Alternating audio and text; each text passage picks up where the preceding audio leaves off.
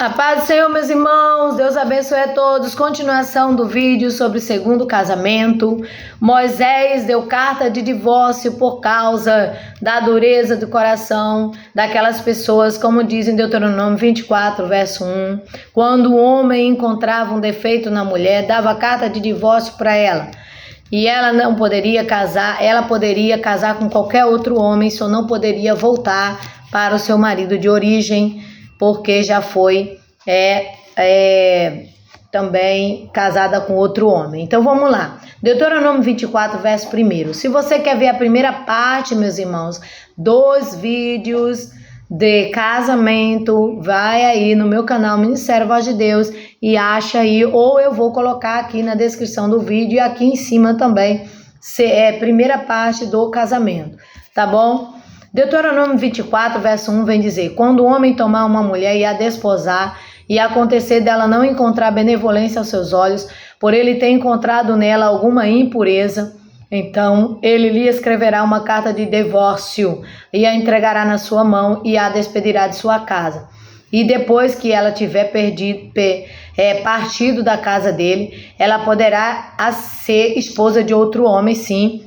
E se o último marido também der-lhe carta de divórcio, entregar na sua mão e despedir, esta mulher não poderia, ou se morrer este homem, essa mulher não poderia casar, voltar para o seu marido, o seu primeiro marido de origem, tá bom?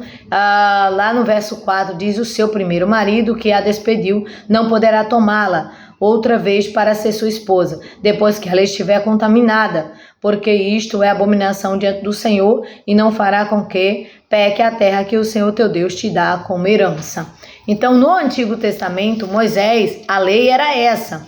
A lei, a mulher, ela separou daquele marido e ela foi ter com outro marido, ela não poderia voltar para o primeiro marido, tá bom? Mesmo que esse homem chegasse a morrer, ela ficasse viúva e quisesse voltar para este outro marido.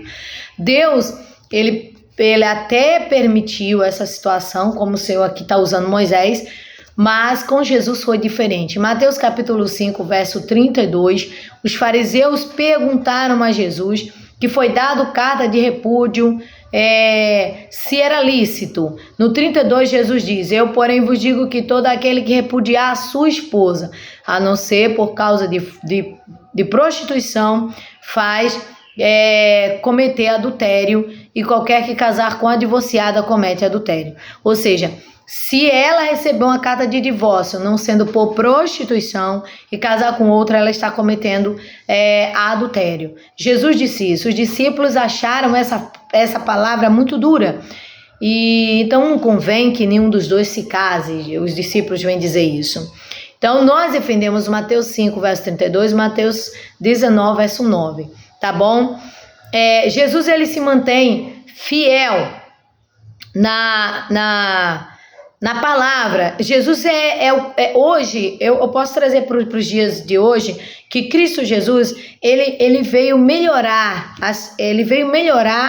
a lei, ele veio melhorar essa situação. Por quê? Ou piorar, vai dar do que você quiser entender aí. Melhorar por quê? Porque se o meu marido visse um defeito em mim, por exemplo, eu quero uma mulher assim, assim, assim, essa mulher não me agrada, eu já teria recebido uma carta de divórcio. Hoje ele não pode me dar uma carta de divórcio.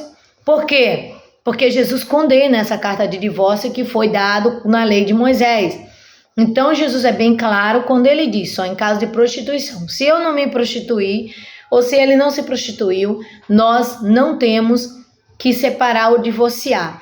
Agora, missionária, eu estou apanhando, eu estou tomando pancada, eu estou sendo humilhada, eu quero me divorciar. Se divorciar, não pode casar de novo. Isso aí é claro quando o apóstolo Paulo vem falar que não poderá casar novamente. Tá bom, meus irmãos? Então, vamos lá. Em Mateus 19, verso 3, 9... embora os fariseus escrevessem o divórcio como algo que Moisés ordenou, Jesus descreveu como algo que Moisés simplesmente permitiu. O coração dos discípulos de Jesus é purificado, capacitando-os a serem fiéis a seu pacto conjugal. Jesus permitiu o divórcio e o novo casamento no caso de infidelidade conjugal, porque a infidelidade sexual efetivamente destrói a união de uma só carne do casamento. Foi o que eu falei no começo. Esta união, minha com meu esposo, por exemplo, nós temos uma pureza. Eu, missionário Viana Silva, me casei virgem. O missionário Zé se casou virgem comigo. O missionário não tive contato com ninguém, eu também não. Porque esse é o certo. Esse é o correto, o jovem casar com uma jovem virgem. Por quê? Porque não há contaminação, né? Como nós falamos aqui ao vídeo anterior, que foi comprovado cientificamente, né? Que quando uma mulher ela se deita com um homem e ela traz seu marido e ela vai ter, por exemplo, um filho desse marido, automaticamente esse marido vai achar que aquele filho é exclusividade dele, mas o esperma que contaminou o corpo dessa mulher, ele está correndo na corrente sanguínea dessa mulher. E automaticamente o filho pode nascer com traços do antigo parceiro. Pode nascer, sim. Como eu falei no outro vídeo, que em caso de perdão, e se a gente quiser perdoar, vai ter que separar de corpo e ficar por um tempo em jejum, porque jejuns de 3 dias, por exemplo, purifica totalmente, né, Mara? Uhum. Foi dito que jejum de 3 dias, né, ele aumenta a imunidade da pessoa e inclusive cura até câncer, né? Restaura, né? Restaura, e dependendo... Eu não sei se vocês sabem, mas na época de Hitler, ele jogou um cara com câncer dentro da prisão, sem comida, sem nada, e esse cara foi simplesmente curado do câncer. Ele estava com câncer e ele foi curado do câncer porque ele não deu alimento ao câncer. Ele não morreu, mas o câncer morreu. Então, o que acontece? Hoje, né, muitas pessoas, ela tá vivendo essa confusão no casamento.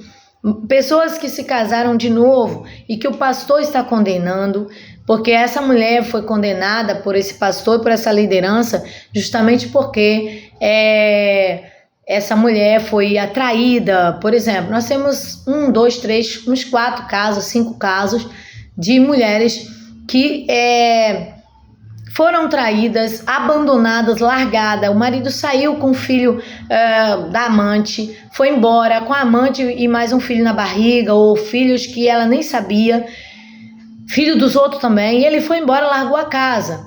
E nós temos aqui casos que eu não posso ficar citando nomes, e mulheres que sofreram, padeceram por conta dessa situação, estão sofrendo até hoje retaliação por causa dessa situação. Nós estamos aqui na defesa dessas mulheres. Eu, missionária Viviana, me coloco aqui à disposição de lhe ajudar, você que está vivendo nessa tribulação toda, tá? Casos como, por exemplo, tivemos um caso em São Paulo de que ela estava vivendo horrores, porque foi obrigada a casar com um cara que os pais obrigou ela a casar. Obrigou ela a casar, ela sem querer casar, sem consentimento, os pais obrigaram ela a casar, e ela casou. Depois ela sofreu horrores na mão desse homem, e depois ela foi, após reconhecer Jesus de verdade como devia, ela encontrou um homem bom e casou-se com esse homem, e esse outro homem aí viveu a vida dele da maneira que ele quis, de prostituição e tudo mais. Então, nesse caso de prostituição, ela tem liberdade de se casar com outra pessoa. E mesmo que ela foi forçada a casar com esse cara pelos pais, esse casamento não foi consentido por Deus, que Deus não força ninguém a casar com ninguém. Esse casamento também no reino do Espírito é inválido. Eu tenho um irmão que a minha cunhada, ela também foi forçada a casar com um cara muito mais velho do que ela, e ela era uma menina. E o cara era um homem já velho. Então, assim, tem cada situação horrorosa que os pais obrigaram a filha a casar. Então, tem muitos casos que o nosso Deus, ele não vai condenar a pessoa quando ele a separa de um caso desse, uma situação dessa, de obrigação. Imagine você não gostar de uma pessoa e estar ali deitada com aquele homem o tempo todo, aquele homem tendo que usar o seu corpo, por exemplo, e você não amar aquele cara. Que sofrimento que é para uma pessoa viver um negócio desse. Então, gente, é por isso que o pastor, a liderança, ela precisa está preparada para ajudar suas ovelhas e pedindo discernimento a Deus para não errar e não cometer porque tem cometer esses erros tão grotescos, onde pessoas estão no inferno por causa de um líder, de um pastor. Ah, o meu pastor disse que eu vou pro inferno, então já que eu tô indo pro inferno mesmo, eu vou continuar nessa bagunça mesmo, é verdade? Ah, já tô indo pro inferno mesmo, que diferença faz? Vou fazer o que eu quiser com a minha vida e eu vou, e a pessoa morre e vai pro inferno, e de lá, quando chega lá e que diz, meu Deus, por que eu fiz com isso? O que foi que eu fiz? Eu não sabia nem que o inferno era tão ruim desse jeito. O inferno é terrível, tenebroso, não é lugar para ninguém está, e nós estamos lutando aqui de noite, não vá para o inferno, não vá para o abismo real, não tem lugar bom lá, não tem festa, não tem esse negócio de casamento lá, não tem esse negócio de aniversário, não tem esse negócio de bebedeira, não tem. Antes a minha mãe disse que a bebida que tem lá é calda quente para jogar na boca das pessoas que bebem aqui na terra. Antes pessoas que fumam lá terão pedras afogueadas, os mentirosos terão sua língua esticada até dizer chega. Então são muitos castigos horrendos que o diabo inventa aqui o pecado e lá ele dá a consequência. Porque todo pecado tem sua consequência, toda obediência tem sua recompensa. Obedeça e tereis recompensa, desobedeça e terá consequência, ok? Então, meus irmãos, 1 Coríntios 7, verso 10 diz, e aos casados ordeno, não eu, mas o Senhor, que a mulher não se aparte do seu marido. No versículo 11, mas se apartar, que ela permaneça solteira ou que se reconcilie com o seu marido, e o marido não deixe a sua esposa. Paulo não vem mencionar o que Cristo mencionou sobre a prostituição. Antes ele vem mencionar em outro versículo que quem se deita com a prostituta comete prostituição. É um prostituto. Então, nesse verso, acho que é 1 Coríntios 6, 16 ou 16, 6, um negócio desse. Tu acha aí pra mim depois. Falei no outro vídeo, mas a mente esquece, né? Então, vem dizer assim, mas aos restantes digo eu, não, Senhor, se algum irmão tem esposa descrente e ela consente em habitar com ele e não a abandone, não abandone. E a mulher também, se tem um marido descrente e consente em coabitar com ela, não abandone. Ele diz, aceitou Jesus? Eu vou abandonar meu marido que agora eu sou crente e ele não é. Mas se consente os dois, fiquem juntos, não é para se separar, não é para abandonar. Paulo não vem lembrar aqui a fala de Cristo Jesus em caso de prostituição. Estão pegando textos isolados para fazer a sua defesa e ficar aí cometendo seus delitos. E muitos pastores hoje já fizeram muita atrocidade, já traíram suas esposas, já bagunçaram tudo e diz para a esposa não pode divorciar porque é condenável aos olhos do Senhor, tu vai para o inferno e eu também. E com isso, eles estão tendo proveito nessa situação para prejudicar as mulheres. O projeto de Deus, todo mundo sabe que o casamento é um projeto de Deus. Deus odeia